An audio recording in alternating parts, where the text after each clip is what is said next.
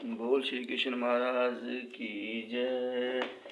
श्रीमन्नारायण नारायण नारायण, श्रीमन्नारायण नारायण नारायण, श्रीमन्नारायण नारायण नारायण, भजन नारायण नारायण नारायण, श्रीमन्नारायण नारायण नारायण। बोल श्री कृष्ण महाराज की जय। श्रीमद् भगवत गीता यथारूप अध्याय 7 भगवत ज्ञान।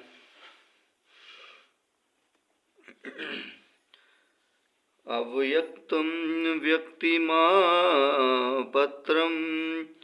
मन्यते मां बुद्ध्यं, परम भावं जानतौ ममाव्यभामनुत्तमम्। बुद्धिहीन मनुष्य मुझको ठीक से न जानने के कारण सोचते हैं कि मैं पहले निरंकार था और अब मैंने इस सब रूप को धारण किया है। वे अपने अल्प ज्ञान के कारण मेरी अविनाशी तथा सर्वोच्च प्रकृति को नहीं जान पाते।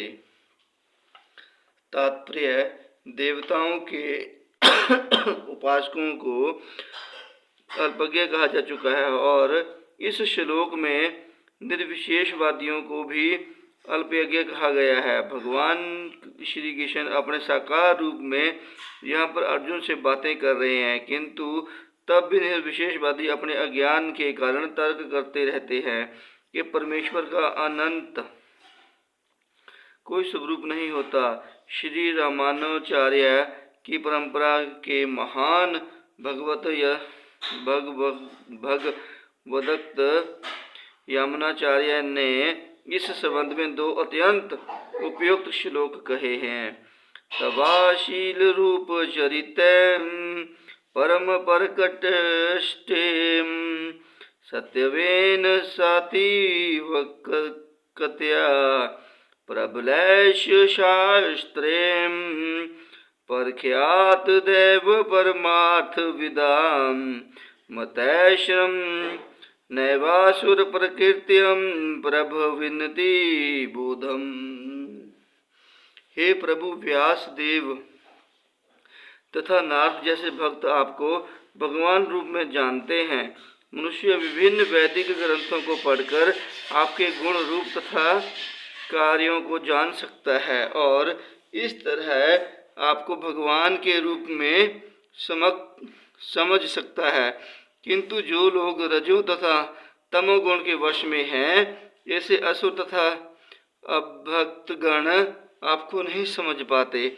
ऐसे अभगत वेदांत उपनिषद तथा वैदिक ग्रंथों की व्याख्या करने में कितने ही निपुण क्यों ना हो, वे भगवान को नहीं समझ पाते। ब्रह्म संहिता में यह बताया गया है कि केवल वेदांत साहित्य के अध्ययन से भगवान को नहीं समझा जा सकता। परम पुरुष को केवल भगवत कृपा से जाना जा सकता है। अंत इस श्लोक में स्पष्ट रूप में से कहा गया है कि न केवल देवताओं के उपासक अल्पज्ञ होते हैं, अपितु वे भक्त भी जो कृष्ण भावनामृत में रहते हैं, जो वेदांत तथा वैदिक साहित्य के अध्ययन में लगे रहते हैं, अल्पज्ञ हैं और उनके लिए ईश्वर के साकार रूप को समझ पाना संभव नहीं है। जो लोग परम सत्य को निर्विशेष करके मानते हैं, वे अधबुद्ध बताए गए हैं, जिसका अर्थ है वे लोग जो परम सत्य के परम स्वरूप को नहीं समझते।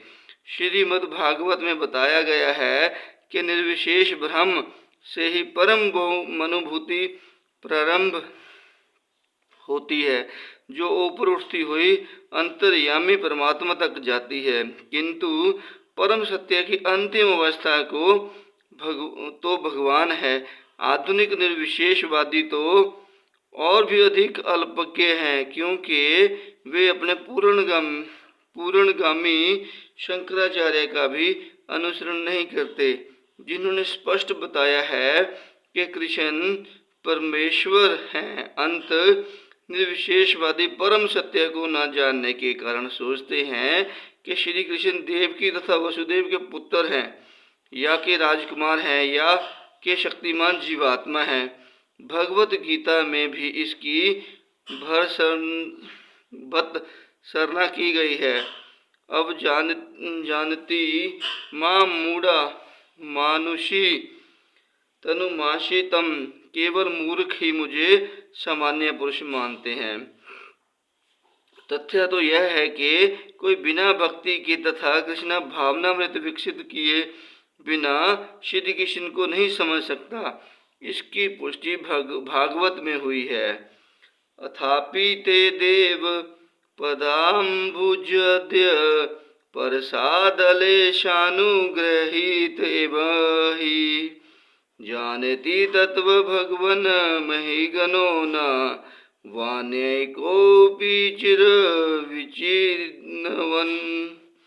हे प्रभु, यदि कोई आपके चरण कमलों की रंच मांतर भी कृपा प्राप्त कर लेता है तो वह आपकी महानता को समझ सकता है, किंतु जो लोग भगवान को समझने के लिए मानसिक कल्पना करते हैं वे वेदों का वर्षों तक अध्ययन करके भी नहीं समझ पाते। कोई ना तो मनोधर्म द्वारा ना ही वैदिक साहित्य की व्याख्या द्वारा भगवान श्री कृष्ण या उनके रूप को समझ सकता है। भक्ति के द्वारा ही उन्हें समझा जा सकता है। जब मनुष्य हरे कृष्णा कृष्णा कृष्णा हरे हरे, हरे राम राम राम हरे हरे इस महानतम जप से प्रारंभ करके कृष्ण भावनामृत में पूर्णतः तन्मय हो जाता है, तभी वह भगवान को समझ सकता है। भक्त निर्विशेषवादी मानते हैं कि भगवान कृष्ण का शरीर इसी भौतिक प्रकृति का बना है और उनके कार्य, उनका रूप इत्यादि सभी माया है। ये निर्विशेषवादी मायावादी कहलाते हैं। ये परम सत्य को नहीं जानते। 20वें श्लोक में स्पष्ट है, कामै सतय हर्वत ज्ञानाम परप धनतेउ नए देवताम। जो लोग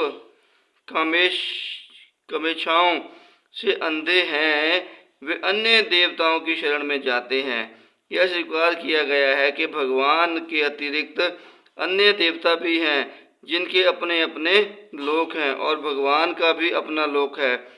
जैसा कि 23वें श्लोक में कहा गया है, देवान देव यजो यानी बद्धता यानी मामपी।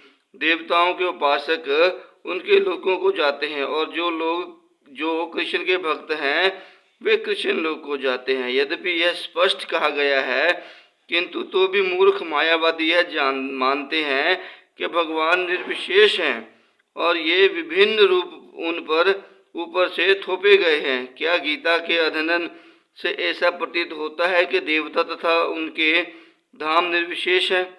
स्पष्ट है कि न तो देवतागण ना ही कृष्ण निर्विशेष हैं, वे सभी व्यक्ति हैं। भगवान कृष्ण परमेश्वर हैं, उनका अपना लोक है और देवताओं के भी अपने अपने लोक हैं। अंत यह अद्वैतवादी तर्क के परम सत्य निर्विशेष है और ऊपर से थोपा हुआ है, सत्य नहीं उतरता। यह स्पष्ट बताया गया है कि यह ऊपर से थोपा हुआ नहीं है। भगवत गीता से हम स्पष्टतया समझ सकते हैं कि देवताओं के रूप तथा परमेश्वर का स्वरूप साथ साथ विद्यमान है और भगवान कृष्ण सच्चिदानंद रूप हैं। वेद भी पुष्टि करते हैं कि परम सत्य आनंदमयो भयाशांत अर्थात वे स्वभाव से ही अनंत में हैं और वे अनंत शुभ गुणों के आकार हैं। गीता में भगवान स्पष्ट कहते हैं कि यद्यपि वे अजन्मा हैं तो भी वे प्रकट होते हैं। भगवत गीता में हम इन सारे तथ्यों को जान सकते हैं। अंत हम यह नहीं समझ पाते कि भगवान किस तरह निर्विशेष है। जहाँ तक गीता के कथन है, उनके अनुसार निर्विशेषवादी अद्वैतवादियों का यह आरोपित सिद्धांत मिथ्या है। यहाँ यह स्पष्ट है कि परम सत्य भगवान कृष्ण के रूप और व्यक्तित्व दोनों हैं। बोल श्री कृष्ण महाराज की जय। नाहे प्रकाशम सर्वस्या योग माया समावृतम मूढ़ौ नाभि जानाति लोको माम यमवयम्। मैं मूर्खों तथा अल्पज्ञों के लिए कभी भी प्रकट नहीं हूँ। उनके लिए तो मैं अपनी अतरंगा शक्ति द्वारा आच्छादित रहता हूँ। अंत वे यह नहीं जान पाते कि मैं अजन्मा तथा अविनाशी हूँ। तात्पर्य यह तर्क दिया जा सकता है कि जब श्री कृष्ण इस पृथ्वी पर विद्यमान थे और सर्वों के लिए हृदय दृश्य थे, तो अब वे सबों के समक्ष क्यों नहीं प्रकट होते? किंतु वास्तव में वे हर एक के समक्ष प्रकट नहीं थे। जब श्री कृष्ण विद्यमान थे तो उन्हें भगवान रूप में समझने वाले व्यक्ति थोड़े ही थे। जब कुरु सभा में शिशुपाल ने श्री कृष्ण के सभाध्यक्ष चुने जाने का विरोध किया तो भीष्म ने श्री कृष्ण के नाम का समर्थन किया और उन्हें परमेश्वर घोषित किया। इसी प्रकार पांडव तथा कुछ अन्य लोग उन्हें परमेश्वर के रूप में जानते थे, किंतु सभी ऐसे नहीं थे। भक्तों तथा सामान्य व्यक्तियों के लिए वे प्रकट नहीं थे। इसीलिए भगवत गीता में श्री कृष्ण कहते हैं कि उनके विशुद्ध भक्तों के अतिरिक्त अन्य सारे लोग उन्हें अपनी तरह समझते हैं। वे अपने भक्तों के समक्ष ही आनंद के सागर के रूप में प्रकट होते थे, किंतु अन्यों के लिए, अल्पज्ञ भक्तों के लिए वे अपनी अतरंगा शक्ति से आच्छादित रहते थे। श्रीमद् भागवत में कुंती ने अपनी प्रार्थना में कहा है कि भगवान योग माया के आवरण से आवृत हैं। अंत सामान्य लोग उन्हें समझ नहीं पाते। ईशोपनिषद में भी इस योग माया आवरण की पुष्टि हुई है, जिसमें भक्त प्रार्थना करता है, हिरण्मयेन पात्रेण सतसया प्रीतिहित मुखम त्वचम पुष्त्रा प्रवणु सत्य धर्मान दृष्टये। हे भगवान, आप समग्र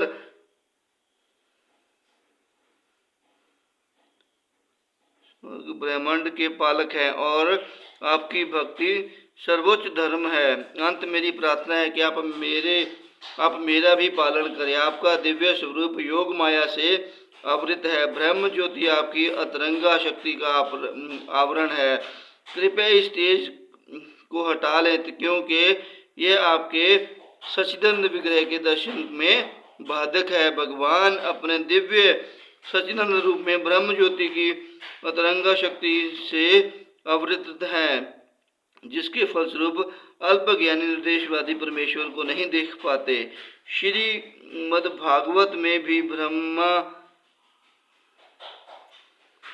द्वारा की गई यह स्तुति है, हे भगवान, हे परमात्मा, हे समस्त रहस्यों के स्वामी, संसार में ऐसा कौन है जो आपकी शक्ति तथा लीलाओं का अनुमान लगा सके? आप सदैव अपनी अतरंगा शक्ति का विस्तार करते रहते हैं। अंत कोई भी आपको नहीं समझ सकता। विज्ञानी तथा विद्वान भले ही भौतिक जगत की परमाणु संरचना का या के विभिन्न ग्रहों का अन्वेषण कर लें, किंतु अपने समक्ष आपके विद्यमान होते हुए भी वे आपकी शक्ति की गणना करने में असमर्थ हैं। भगवान कृष्ण न केवल अजन्मा है, अपितु अव्यय भी हैं। वे सच्चिदानंद रूप में हैं और उनकी शक्तियाँ अव्यय हैं। बोल श्री कृष्ण महाराज की जय। वेदाः सम्मति तानि वर्तमानानि चार्जुन विभीषणाय च भूतानि मातु वेदना कशनन। हे अर्जुन, श्री भगवान होने के नाते मैं कुछ भूतकाल में घटित हो चुका है, जो वर्तमान में घटित हो रहा है और जो आगे होने वाला है, वह सब कुछ जानता हूँ। मैं समस्त जीवों को भी जानता हूँ, किंतु मुझे कोई नहीं जानता। तात्पर्य, यहाँ पर साकारता तथा निराकारता का स्पष्ट उल्लेख है। यदि भगवान कृष्ण का स्वरूप माया होता, जैसे कि मायावादी मानते हैं, तो उन्हें ही जीवात्मा की भांति अपना शरीर बदलना पड़ता और विगत जीव के विषय में सब कुछ विस्मरण हो जाता। कोई भी भौतिक देहधारी अपने विगत जीवन की स्मृति बनाए नहीं रख पाता, ना ही वह भावी जीवन के विषय में या वर्तमान जीवन की उपलब्धि के विषय में भविष्यवाणी कर सकता है। अंत वह यह नहीं जानता कि भूत, वर्तमान तथा भविष्य में क्या घट रहा है। भौतिक कलमश से मुक्त हुए बिना वह ऐसा नहीं कर सकता। सामान्य मनुष्यों से भिन्न भगवान कृष्ण स्पष्ट कहते हैं कि वे यह भली भांति जानते हैं कि भूतकाल में क्या घटा, वर्तमान में क्या हो रहा है और भविष्य में क्या होने वाला है, लेकिन सामान्य मनुष्य ऐसा नहीं जानते हैं। चतुर्थ अध्याय में हम ये देख चुके हैं कि लाखों वर्ष पूर्व उन्होंने सूर्यदेव विवस्वान को जो उपदेश दिया था, वो उन्हें स्मरण है। कृष्ण प्रत्येक जीव को जानते हैं, क्योंकि वे सर्वों के हृदय में परमात्मा रूप में स्थित हैं, किंतु अल्पज्ञानी प्रत्येक जीव के हृदय में परमात्मा रूप में स्थित होने तथा श्री भगवान के रूप में उपस्थित रहने पर भी श्री कृष्ण को परम पुरुष के रूप में नहीं जान पाते, भले ही वे निर्विशेष ब्रह्म को क्यों ना समझ लेते हों। निस्संदेह श्री कृष्ण का दिव्य शरीर अनश्वर है।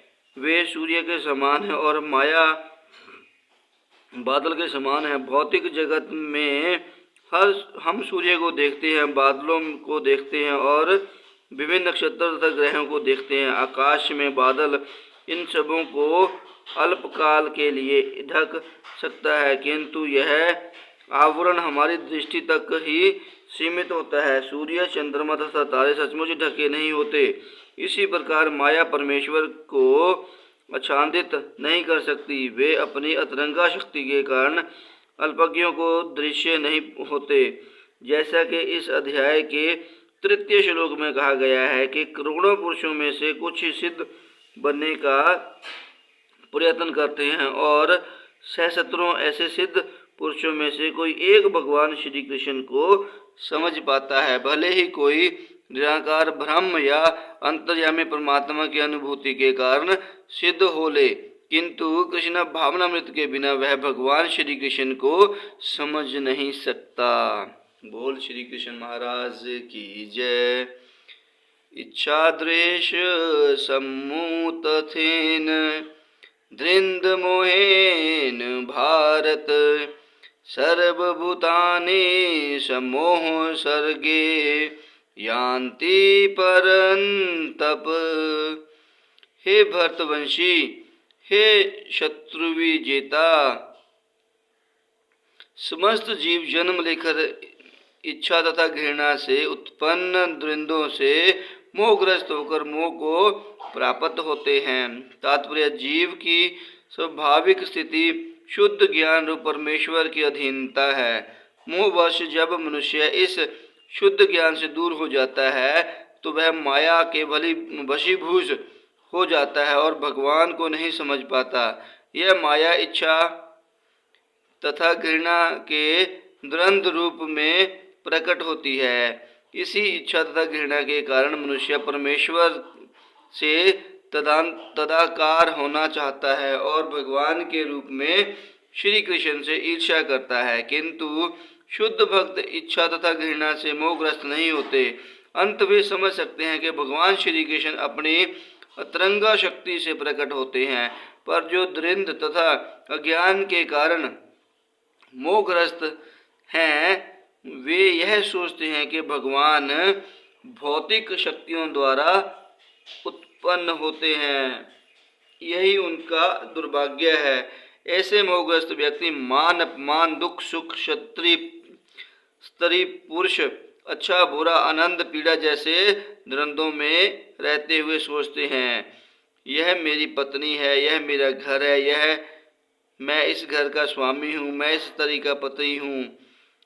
ये ही मोह के द्वंद्व हैं। जो लोग ऐसे द्वंद्वों से मोहग्रस्त रहते हैं, वे निपट मूर्ख हैं और वे भगवान को नहीं समझ सकते। बोल श्री कृष्ण महाराज की जय। ये शान तवंतगतं पाप जनानां पुण्यकर्मणाम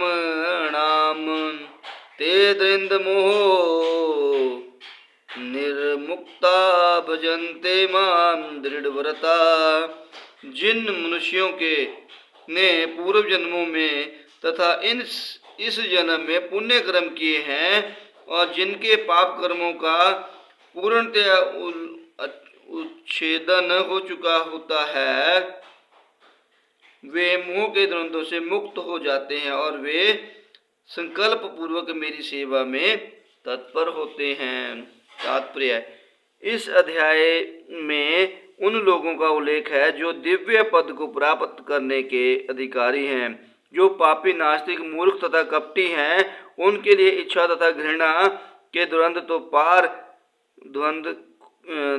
को पार कर पाना कठिन है। केवल ऐसे पुरुष भक्ति स्वीकार करके कर्मक्ष भगवान के शुद्ध ज्ञान को प्राप्त करते हैं, जिन्होंने धर्म के विधि विधानों का अभ्यास करने, पुण्य कर्म करने तथा पाप कर्मों के जीतने में अपना जीवन लगाया है।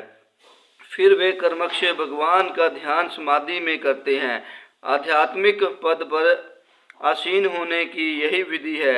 शुद्ध भक्तों की संगति में कृष्ण भावनामृत के अंतर्गत ही ऐसी पद प्राप्ति संभव है, क्योंकि महान भक्तों की संगति से ही मनुष्य मोह से उबर सकता है। श्रीमद्भागवत में कहा गया है कि यदि कोई सचमुच मुक्ति चाहता है तो उसे भक्तों की सेवा करनी चाहिए, किंतु जो भौतिकतावादी पुरुषों की संगति करता है वह संसार के गहन अंधकार की ओर अग्रसर होता रहता है। भगवान के सारे भक्त विश्व भर का भ्रमण इसलिए करते हैं जिससे वे बद्ध जीवों को उनके मोह से उबार सके। मायावादी यह नहीं जान पाते कि परमेश्वर के अधीन अपनी स्वाभाविक स्थिति को भूलना ही ईश्वरीय नियम की सबसे बड़ी अवहेलना है।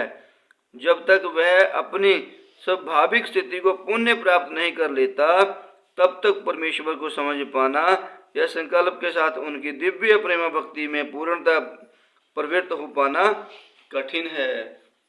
बोल श्री कृष्ण महाराज की जय। जरा मरण मोक्षाय मामात्र्यत्य यतन्ति ये ते ब्रह्म तर्दिन्त कृत सत्रे मध्यातं कर्म चाखिलम। जो जरा तथा मृत्यु से मुक्ति पाने के लिए यत्नशील रहते हैं, वे बुद्धिमान व्यक्ति मेरी भक्ति की शरण ग्रहण करते हैं। वे वास्तव में ब्रह्म हैं, क्योंकि वे दिव्य कर्मों के विषय में पूरी तरह से जानते हैं। तात्पर्य: जन्म, मृत्यु, जरा तथा योग इस भौतिक शरीर को सताते हैं, आध्यात्मिक शरीर को नहीं। आध्यात्मिक शरीर के लिए न जन्म है, न मृत्यु, न जरा, न रोग। अंत जिसे आध्यात्मिक शरीर प्राप्त हो जाता है वह भगवान का पार्षद बन जाता है और नित्य भक्ति करता है, वही मुक्त है। अहम ब्रह्मास्मि, मैं आत्मा हूँ। कहा गया है कि मनुष्य को चाहिए कि वह यह समझे कि मैं ब्रह्म या आत्मा हूँ। जीवन का यह ब्रह्म बोध ही भक्ति है, जैसा कि इस श्लोक में कहा गया है। शुद्ध भक्त ब्रह्म पद पर आसीन होते हैं और वे दिव्य कर्मों के विषय में सब कुछ जानते रहते हैं। भगवान की दिव्य सेवा में रत रहने वाले 4 प्रकार के अशुद्ध भक्त हैं जो अपने अपने लक्षणों को प्राप्त करते हैं और भगवत कृपा से जब वे पूर्णतः कृष्ण भावना भावित हो जाते हैं तो परमेश्वर की संगति का लाभ उठाते हैं। किंतु देवताओं के उपासक कभी भी भगवत धाम नहीं पहुंच पाते। यहाँ तक के अल्पज्ञ ब्रह्मभूत व्यक्ति भी कृष्ण के परम धाम गोलोक वृंदावन को प्राप्त नहीं कर पाते। केवल ऐसे व्यक्ति जो कृष्ण भावनामृत में कर्म करते हैं वे ही ब्रह्म कहलाने के अधिकारी होते हैं, क्योंकि वे सचमुच ही कृष्ण धाम पहुंचने के लिए प्रयत्नशील रहते हैं। ऐसे व्यक्तियों को श्री कृष्ण के विषय में कोई भ्रांति नहीं रहती और वे सचमुच ब्रह्म हैं।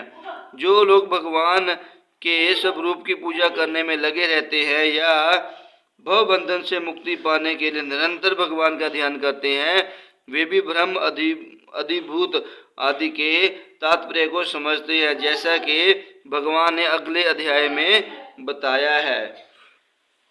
साधिभूतान्धि दैवं मां साधियज्ञ च ये विदुं पर्याण कालयोपि च माते विधुर्युक्त चेतसम। जो मुझ परमेश्वर को मेरी पूर्ण चेतना में रहकर मुझे जगत का, देवताओं का तथा समस्त यज्ञ विधियों का न्यासक जानते हैं वे अपने मृत्यु के समय भी मुझ भगवान को जान और समझ सकते हैं। तात्पर्य कृष्ण भावनामृत में कर्म करने वाले मनुष्य कभी भी भगवान की पूर्णतया समझने के पथ से विचलित नहीं होते। कृष्ण भावनामृत के दिव्य सत्री ध्येय से मनुष्य यह समझ सकता है कि भगवान किस तरह भौतिक जगत तथा देवताओं तक के नियामक हैं।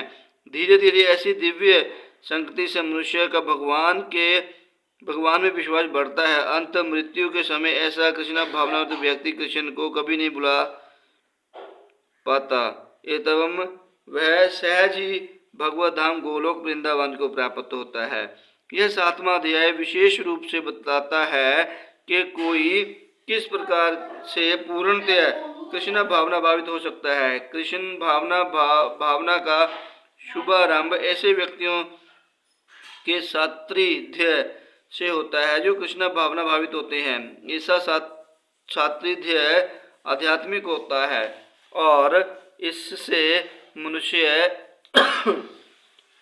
प्रत्यक्ष भगवान के संसर्ग में आता है और भगवत कृपा से वह कृष्ण को भगवान समझ सकता है। साथ ही वह जीव के वास्तविक स्वरूप को समझ सकता है और यह समझ सकता है कि किस प्रकार जीव श्री कृष्ण को भुलाकर भौतिक कार्यों में उलझ जाता है। सत्संगति में रहने से कृष्ण भावना के कर्मिक विकास से जीव यह समझ सकता है कि किस प्रकार कृष्ण को भुलाने से यह प्रकृति के नियमों द्वारा बद्ध हुआ है। वह यह भी समझ सकता है कि यह मनुष्य जीवन कृष्ण भावनामृत को पुण्य प्राप्त करने के लिए मिला है। अंत इसका सदुपयोग परमेश्वर के हेतु की कृपा प्राप्त करने के लिए करना चाहिए। इस अध्याय में जिन अनेक विषयों की विवेचना की गई है वे हैं दुख में पड़ा हुआ मनुष्य, जिज्ञासु मानव, अभावग्रस्त मानव, ब्रह्म ज्ञान, परमात्मा ज्ञान, जन्म मृत्यु तथा रोग से मुक्ति एवं परमेश्वर की पूजा। किंतु जो व्यक्ति वास्तव में कृष्ण भावनामृत को प्राप्त है वह विभिन्न विधियों की परवाह नहीं करता। वह सीधे कृष्ण भावनामृत के कार्यों में प्रवृत्त होता है और उसी से भगवान श्री कृष्ण के नित्य दास के रूप में अपनी स्वाभाविक स्थिति को प्राप्त करता है। ऐसी अवस्था में वह शुद्ध भक्ति में परमेश्वर के श्रवण तथा गुणगान में आनंद पाता है। उसे पूर्ण विश्वास रहता है कि ऐसा करने से उसके सारे उद्देश्यों की पूर्ति होती है। ऐसी दृढ़ श्रद्धा,